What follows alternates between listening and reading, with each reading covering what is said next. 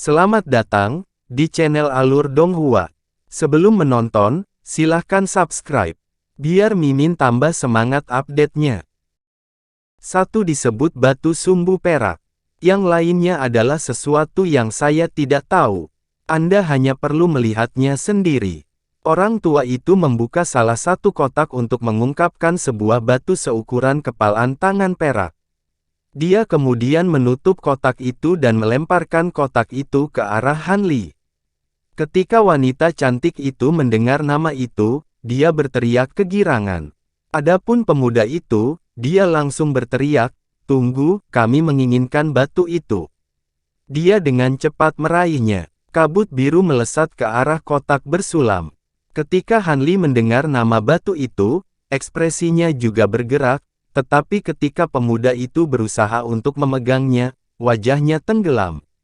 Dengan lambaian tangannya, terdengar suara retakan dan lengannya menjulur ke depan, memanjang 1 meter panjangnya dan mencengkeram kedua kotak itu.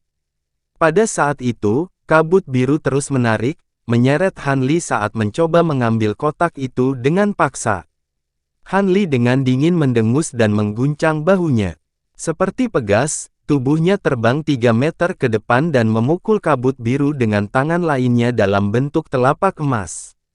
Dalam embusan angin, telapak tangan emas itu merobek kabut seperti kertas dan menyebarkannya. Pemurni tubuh bermutu tinggi. Pemuda itu telah membentuk gerakan mantra untuk meluncurkan kabut itu.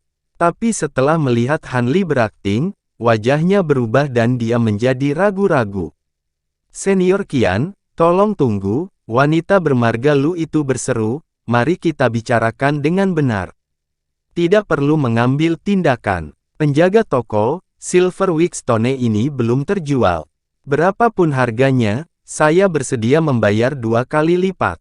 Bagaimana menurut Anda? Itu tidak akan berhasil. Bahkan jika Peri Lu adalah keturunan senior Huang Liang, Anda tidak dapat melanggar aturan paviliun dunia langit saya.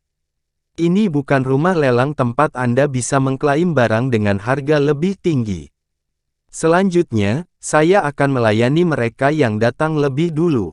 Kecuali rekan Taois ini benar-benar tidak menginginkannya, saya tidak akan menjual batu sumbu perak kepada orang lain. Tidak diketahui apakah benar-benar ada aturan yang berlaku, atau apakah lelaki tua itu mempersulit. Peri Lu menoleh untuk melihat Han Li. Namun, Han Li tidak memperhatikannya. Dia saat ini sedang membuka kotak lain untuk mengungkapkan biji persegi panjang abu-abu. Permukaannya mengkilap seperti batu giok yang dipoles, tetapi warna gelapnya juga memberikan sensasi yang aneh. Pemuda bermarga Qian memandang Han Li dan perlahan berkata, "Tuanku adalah Biksu Qiyulong yang terhormat. Jika Anda membiarkan junior sister Lu mengambil Silver Week Stone itu, saya akan membayar Anda 2 kali lipat harganya." "Biarkan saja," kata-katanya sopan, tetapi suaranya kasar seolah mengancam. Han Li memandangi batu abu-abu itu dan mengelusnya dengan jarinya. Tanpa mengangkat matanya, dia berkata, "Aku tidak mau." "Apa katamu?" Ekspresi pemuda berubah sangat sedap dipandang. Dia tidak berpikir sedetik pun bahwa Han Li akan menolak. Han Li melirik pemuda itu dan dengan tenang berkata, "Item ini mungkin berharga bagi temanmu, tapi apakah menurutmu aku mungkin membutuhkannya juga? Aku sudah mengatakan bahwa aku bersedia menggandakan harganya." Pemuda itu dengan dingin memelototi Han Li, kata-katanya mengandung ancaman terselubung. Peri Lu mengerutkan kening, tetapi dia tidak berusaha menghentikannya. Han Li menghela nafas dan bergumam, "Aku tidak kekurangan batu roh. Jika Anda bersedia untuk berpaling dari masalah ini, saya bersedia memberi Anda sejumlah batu roh." Meskipun keduanya tampaknya mendapat banyak dukungan, Han Li adalah sosok yang menyendiri dan akan menuju ke setting Suntum. Jika dia tidak bisa membuat terobosan dan memulihkan kekuatan sihirnya, dia mengira dia tidak akan kembali. Bagaimana dia bisa peduli dengan 2 kultivator formasi inti? Jika dia memulihkan kekuatan sihirnya dan pendukung mereka mengejarnya, dia mungkin tidak bisa menang, tapi dia yakin dia bisa lolos dari mereka. Mungkinkah Han Li adalah seseorang yang memiliki asal-usul yang hebat? Su Tua berpikir, lagi pula, dia tidak segan-segan berurusan dengan murid langsung Dewa Roh Huang Liang dan Biksu Qiulong. Saat pemuda itu mendengar jawaban Han Li, ekspresinya berubah kabur. Wanita bermarga Lu memiliki ide yang sama dengan lelaki tua itu dan memeriksa Han Li beberapa kali sebelum akhirnya berkata, "Bolehkah saya menanyakan nama Anda yang terhormat? Siapa tuanmu? Mungkin mereka mengenal kakekku." Han Li tersenyum dan dengan acuh berkata, "Saya seorang musafir tanpa master atau sekte. Mengenai nama saya tidak akan mengatakannya." Peri Lu ragu-ragu sebelum mengeluarkan botol obat hijau. Dia dengan tenang berkata, "Begitukah? Jika Anda tidak mau memberi tahu saya, biarlah. Namun, saya punya sebotol Heaven Heart Pills yang mungkin ingin Anda tukarkan dengan batu itu. Obat untuk sementara dapat memperluas indera spiritual Anda. Itu bisa menebus titik lemah Anda sebagai penghalus tubuh. Ini akan berguna saat membuat terobosan." Ketika pemuda kian melihat ini, dia buru-buru berteriak, "Pil jantung surga. Ini adalah obat rahasia eksklusif untuk senior Huang Liang. Terlalu sia-sia untuk menukarnya dengan Silver Week Stone yang sepele." Adapun Old Su, wajahnya bergerak setelah mendengar ini. Adapun Tianxing, dia agak bingung karena dia belum pernah mendengar nama obat sebelumnya. Hati Han Li juga tergerak dan dia bertanya, "Peningkatan sementara indera spiritual. Apakah itu efektif untuk kultivator juga?" Terlepas dari terkejutnya, kultivator Lu menjelaskan, sebagai seorang kultivator memiliki indera spiritual yang kuat sejak awal, efeknya minimal pada seorang kultivator. Han Li menggelengkan kepalanya. "Kalau begitu, tolong simpan botolnya. Saya tidak akan melakukan perdagangan." Kali ini ekspresi kultivator Lu berubah tidak sedap dipandang. Su Tua memasang ekspresi kagum. Pil jantung surga yang terkenal bukan hanya obat yang luar biasa untuk menembus kemacetan, tetapi juga ditolak karena bahan alat roh yang remeh. Jika bukan karena racun dalam tubuh lelaki tua itu membuat pil itu tidak berguna baginya, dia mungkin telah melanggar aturannya sendiri dan berdagang dengan wanita itu. Wanita itu dengan santai menyingkirkan botol itu. Jelas untuk melihat bahwa Spirit Lord Huang Liang sangat menyayanginya. Dalam keheranan lelaki tua itu, Han Li mulai menanyakan harga kedua barang itu. Merasa agak khawatir atas apa yang baru saja terjadi, lelaki tua itu tidak berniat terlalu serakah, tetapi dia masih mengucapkan harga yang sangat mahal bagi seorang kultivator biasa. Ketika Han Li mendengar ini, dia mengangguk dan mengeluarkan gelang penyimpanan. Dia menggesekkan cincin rohnya ke gelang dan menghasilkan setumpuk batu roh bermutu tinggi, jumlah yang lebih dari cukup untuk kedua benda itu.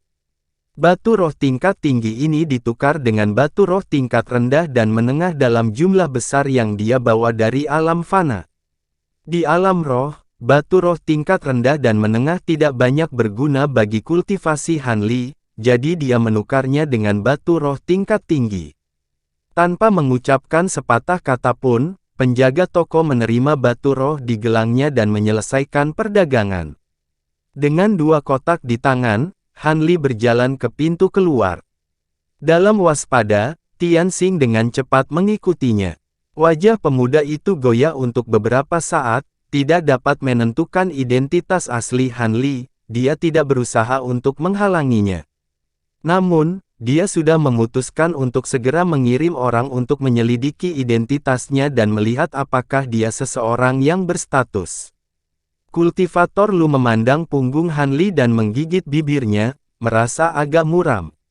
Saat Han Li keluar dari toko, dia dalam suasana hati yang baik, puas dia bisa mendapatkan 2 barang ini. Dari 2 benda itu, batu abu-abu itu jauh lebih berharga baginya. Itu adalah bahan alat roh varian yang sangat langka. Jika Han Li tidak terpelajar dengan baik dalam teknik alat roh atau jika dia tidak membaca sebagian besar arsip catatan kota Yuyang, dia khawatir dia mungkin tidak mengenali item itu. Tapi untuk master alat roh normal, bahan ini tidak bisa dianggap sangat bagus. Sebaliknya itu lebih rendah dari bahan berkualitas lainnya. Namun, itu adalah bahan yang luar biasa untuk penyempurnaan alat dan harta sulap tertentu. Untuk karakter aneh seperti Han Li, itu adalah bahan dengan penggunaan optimal yang tak terhitung jumlahnya.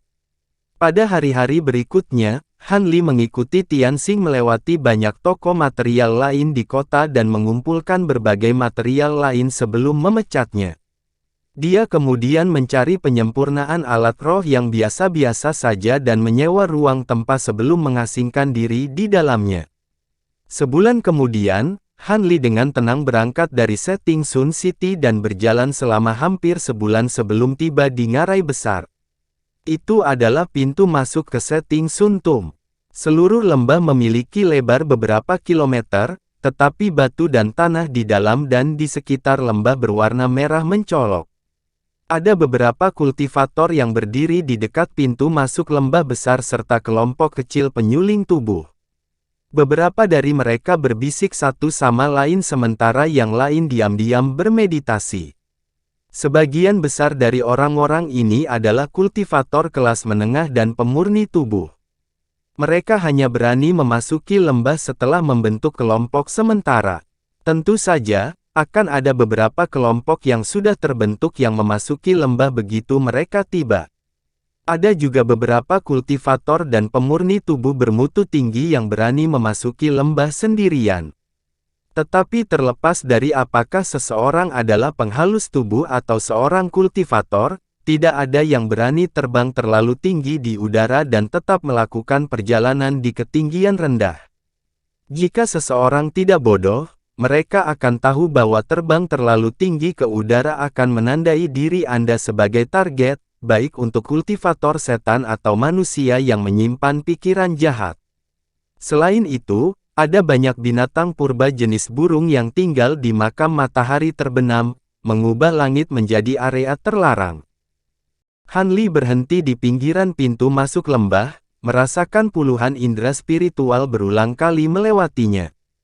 Han Li dengan tenang menunggu sebentar dan menolak undangan dari mereka yang mengenalinya sebagai pemurni tubuh bermutu tinggi. Lembah ini hanyalah salah satu dari beberapa pintu masuk dari sisi manusia dari makam matahari terbenam. Pintu masuk lainnya disegel oleh beberapa formasi oleh kultivator manusia. Ini adalah satu-satunya pintu masuk di dekatnya dan dijaga oleh beberapa kultivator dari Setting Sun City. Para kultivator yang diam-diam menjaga pintu masuk, yang terlemah memiliki kultivasi formasi inti sementara yang terkuat berada di tahap transformasi dewa. Saat Han Li mulai berjalan perlahan ke lembah, dia mulai mengingat informasi yang dia kumpulkan tentang makam matahari terbenam selama beberapa hari terakhir. Pada saat itu, dia mengenakan baju perang abu-abu di balik jubahnya. Dia juga membawa tombak panjang tertutup di punggungnya. Tiang tombak itu berwarna hitam pekat, tetapi tertanam dengan beberapa kristal biru yang berkilauan dengan cahaya. Kepala tombak itu berwarna perak samar, tetapi tidak jelas dari bahan apa tombak itu dibuat. Adapun tendon Wim Bumi, itu melilit lengannya dan tetap tersembunyi di balik jubahnya. Tentu saja, kartu truf yang paling diandalkan Han Li adalah dua Immortal Vanquishing Badge yang dia miliki di gelang penyimpanannya. Dengan dua harta puncak di tangan, dia bisa melindungi dirinya sendiri bahkan dari ancaman tahap transformasi dewa. Lembah itu sangat luas. Ketika Han Li berjalan lebih dari 50 km, jalan terakhir menghilang. Han Li berdiri di tempat dan melihat sekelilingnya sambil menghela nafas. Sangat merepotkan baginya untuk tidak dapat melepaskan indera spiritualnya. Dia tidak bisa menentukan arahnya dan hanya bisa menjelajah ke arah yang acak. Dalam beberapa hari pertama, dia tidak menemukan apapun selain beberapa binatang kecil dan ular. Di area seluas ini, tidak terlalu aneh jika dia tidak menemukan binatang iblis atau manusia. Tapi 5 hari kemudian, Han Li berada di depan hutan lebat tanpa akhir yang terlihat. Pohon tingginya lebih dari 100 meter dengan daun dan cabang yang lebat. Itu sangat gelap dengan raungan binatang buas yang kadang-kadang terdengar di kejauhan. Han Li menyipitkan matanya sejenak sebelum melangkah maju. Kemudian setelah dia kabur beberapa kali, dia muncul di balik pohon besar. Dengan kekuatan tubuh Han Li saat ini, langkah-langkah asap pergeseran yang dia kembangkan selama dia menjadi manusia memungkinkan dia untuk bergerak seolah dia adalah hantu tanpa tubuh, bahkan di tempat dengan vegetasi yang lebat. Jika ada orang lain yang melihat ini, mereka pasti tidak akan berani memprovokasi Han Li di tempat ini. Saat Han Li melakukan perjalanan ke depan, sebuah garis perak melesat dengan cepat dan mengitari pohon raksasa di dekatnya sebelum kembali. Jeritan sengsara kemudian terdengar dan bau darah memenuhi udara. Seekor beruang bertanduk kuning setinggi 6 meter kemudian muncul dari balik pohon dan berganti ke arah Han Li dengan raungan. Tubuh Han Li kabur beberapa kali dan tiba 10 meter jauhnya. Dia terus maju seolah tidak memperhatikan beruang itu. Kemudian dengan retakan, beruang besar itu tiba-tiba mengeluarkan darah. Itu telah terbelah menjadi dua. Pohon besar tempat beruang bersembunyi di belakang segera mengeluarkan erangan teredam sebelum jatuh ke tanah. Serangan Han Li membelah pohon besar dan beruang itu. Bahkan sekarang, cambuk perak yang dimurnikan dari tendon Wim Bumi masih setajam sebelumnya. Saat ini, Han Li sudah melangkah lebih jauh ke dalam hutan. Maka dimulailah jalan pembantaian Han Li ke makam matahari terbenam. 3 bulan kemudian, tangisan tajam dan raungan mengerikan terdengar dari dalam pegunungan. Mengikuti gema dari satu raungan raksasa, seluruh area menjadi sunyi. Di sumber suara berdiri Han Li dengan tangan di belakang. Dia berdiri di atas pohon yang tingginya lebih dari 30 meter dan memasang ekspresi yang sangat tenang. Lingkungannya dikotori oleh tubuh kera biru yang tercabik-cabik. Setidaknya ada 20 mayat. Semua kera tampak kekar dan memiliki bulu yang sangat lebat. Mereka juga memiliki taring yang panjangnya beberapa inci, membuat mereka tampak buas. Namun, mayat kera ini dipotong-potong atau memiliki lubang berdarah di tenggorokan dan perut mereka. Tapi yang paling mencengangkan adalah kera iblis berkepala 3 raksasa berwarna merah di puncak pohon. Tombak hitam menembus perutnya dan memakukannya ke pohon. Darah mengalir dari setiap lubangnya dan tubuhnya dipenuhi bekas luka. Itu baru saja mati. Han Li memeriksa mayat kera besar untuk putih panjang dan bergumam, "Aku belum pernah ke sini sebelumnya." Desas-desus tentang makam matahari terbenam memang benar adanya. Tidak kusangka aku akan bertemu dengan binatang iblis tingkat formasi inti. Dia kemudian mengulurkan tangannya ke tombak. Dengan cahaya biru berkilauan dari cincinnya, tombak hitam itu bergetar dan terbang ke tangannya. Kera besar kemudian jatuh dari pohon. Dengan tombak di tangan, Han Li kabur saat dia menuju lebih dalam ke hutan. Sesaat kemudian, keheningan kembali ke daerah itu. Beberapa saat kemudian, cahaya biru menyala dari pohon terdekat untuk mengungkapkan bola lampu hijau. Melewati cahaya adalah bentuk orang berukuran 1 inci. Orang kecil ini mengenakan jubah hijau panjang, tubuh melengkung, dan wajah yang indah. Orang miniatur ini jelas seorang wanita cantik. Dia melihat ke arah yang ditinggalkan Han Li dan mengerutkan kening. Sebuah cahaya kuning perlahan naik dari salah satu semak-semak untuk mengungkapkan seorang lelaki tua dengan ukuran yang sama. Saat dia memegang kruk putih di tangannya, dia menoleh ke wanita itu dan menggerutu, "Tian Ying, kenapa kamu menyerang?" Dia hanya pemurni tubuh manusia bermutu tinggi. Dia seharusnya mudah untuk kita berdua hadapi. Wanita berjubah hijau itu melirik pria tua itu dan dengan acuh menjawab, "Huang Xi, kami tidak datang ke sini untuk membunuh manusia dan setan. Kami datang ke sini untuk memburu para pemberontak dan mengambil kembali darah suci mereka. Sebaiknya kita tidak menyibukkan diri dengan hal-hal lain." Orang tua itu menggelengkan kepalanya dan berkata, "Orang itu paling banyak memiliki kekuatan seorang kultivator tahap jiwa baru lahir. Jika kita menyerangnya bersama, seharusnya tidak perlu banyak kesulitan untuk menghadapinya. Klan roh kita adalah musuh besar bagi manusia dan iblis. Kita harus mengambil semua tindakan untuk melemahkan kekuatan manusia saat kita bisa. Setelah hening sejenak, wanita itu menjelaskan, jika saya yakin kita bisa membunuh orang itu, saya tidak akan ragu. Tapi ada sesuatu yang aneh tentang dia, jadi kupikir sebaiknya hindari memprovokasi sesuatu yang tersembunyi. Sesuatu yang aneh. Tianying, apa yang kamu temukan? Huang Xi buru-buru bertanya. Tatapan wanita itu berkedip dan dia bertanya, apakah menurutmu orang itu benar-benar seorang penghalus tubuh? Sedikit kebingungan muncul di wajahnya. Apa maksudmu? Orang itu menggunakan alat roh untuk membunuh binatang iblis tingkat formasi inti, tapi aku masih tidak bisa merasakan kekuatan spiritual darinya. Apa dia bukan pemurni tubuh? Wanita itu perlahan berkata, seperti yang harus Anda ketahui, saya adalah roh pohon. Saya dapat melihat melalui hal-hal yang orang lain tidak bisa. Indera spiritual orang ini sangat kuat, kira-kira setingkat dengan kita. Menurut pengetahuan saya, pemurni tubuh tidak dapat memiliki indera spiritual pada tingkat itu. Mungkin saja dia adalah seorang kultivator transformasi dewa. Huang Xi memasang ekspresi keheranan, indera spiritual yang sangat kuat. Maksudmu orang itu bukan pemurni tubuh, tapi seorang kultivator tahap transformasi dewa.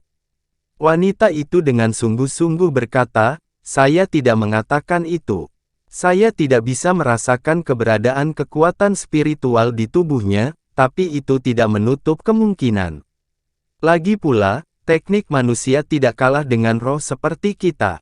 Tidak jarang ada teknik rahasia seperti itu. Tujuan kami perjalanan ini adalah untuk memburu para pemberontak dan mengambil darah ilahi mereka. Kami tidak ingin melakukan sesuatu yang berbahaya dan secara keliru menimbulkan masalah. Itu masuk akal. Jika dia benar-benar seorang kultivator transformasi dewa, kami pasti tidak akan bisa membunuhnya. Dan bahkan jika kami melarikan diri, itu masih dianggap kerugian. Dalam hal ini, manusia sebenarnya cukup licik. Iblis tingkat tinggi yang menemukan manusia itu akan menghadapi kemalangan besar. Siapa yang mengira bahwa seorang kultivator transformasi dewa menyamarkan dirinya sebagai pemurni tubuh? Bahkan keberadaan dengan tingkat yang sama akan menderita. Pria tua berjubah kuning itu berbicara dengan nada ragu. Setelah berpikir sejenak, wanita itu memikirkan sesuatu dan bertanya, ah ya, Tai Li dan Chi Mi seharusnya sudah memasuki tempat ini. Jika sesuatu terjadi pada mereka, klan roh unsur kita seharusnya mengirim lebih banyak orang. Apa menurutmu mereka mengirim roh dari klan air? Itu tidak jelas. Klan roh air adalah yang paling misterius dari 5 elemen, dan darah dewa adalah yang paling penting bagi mereka. Tidak aneh bagi mereka untuk mengirim seseorang. Huang Xi tertawa kecil. Itu sangat. Namun, saya mendengar bahwa klan roh artefak mengirim orang untuk ikut campur dalam masalah ini. Wanita itu berkata dengan ekspresi ragu-ragu. Kemarahan tiba-tiba membuncah di wajah Huang Xi. Klan roh artefak. Mereka memiliki wajah untuk mengirim laki-laki. Pemberontak itu berasal dari klan mereka. Jika kata-kata itu benar, maka klan roh alat percaya bahwa mereka memiliki tanggung jawab yang lebih besar untuk membunuh para pemberontak. Wanita itu menjawab dengan lembut. Huang Xi dengan dingin mendengus dan dengan marah berkata, itu bagus untuk didengar, tapi mereka benar-benar hanya mengejar darah dewa. Cukup, terlepas dari apa yang dikatakan, klan roh artefak paling memahami manusia dan setan. Mereka akan berguna dalam membunuh pemberontak. Saya rasa mereka berani datang ke sini karena beberapa hubungan yang mereka miliki dengan manusia. Saya rasa klan manusia telah mengirim orang untuk menerima mereka. Kita harus mengambil darah dewa sebelum mereka bertemu. Wanita itu dengan sungguh-sungguh berkata.